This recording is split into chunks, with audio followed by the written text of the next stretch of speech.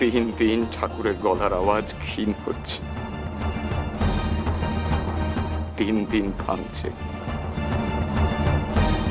হয়তো এই রোগটার জন্য।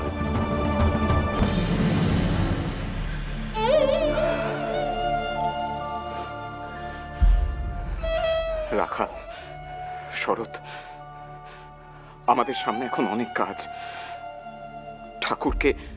ঠাকুরকে একটু ভালো রাখার জন্য, একটু আরামে রাখার জন্য আমাদের জীবন পর্ব।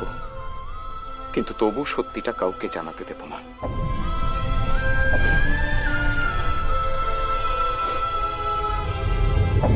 ঠাকুরের ঘরে বেশি লোক থাকতে দেওয়া যাবে না, যাতে যতটা সম্ভব কম কথা উনি বলেন। কর্তব্য, আমাদের সামনে শুধুই কর্তব্য।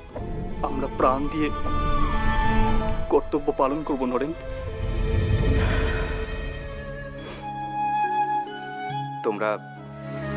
তোমরা ঠাকুরের কাছে যাও, দেখো উনি যেন কথা না বলেন।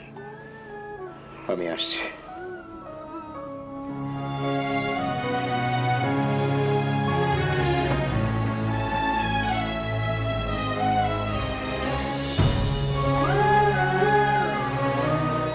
নরেন কোথায় গেল?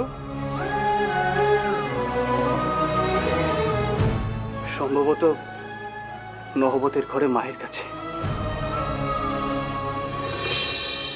মা, মা। লরেন,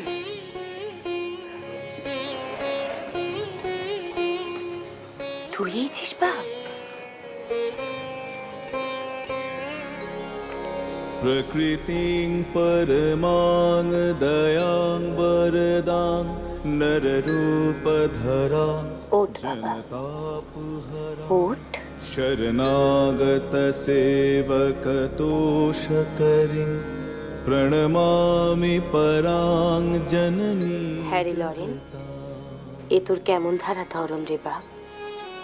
যতক্ষণ না তোর মাথায় হাত রেখে আমি আশীর্বাদ করি, ততক্ষণ তুই তোর মাথা তুলিস নি। এমনি করে কেউ ফের নাম করে?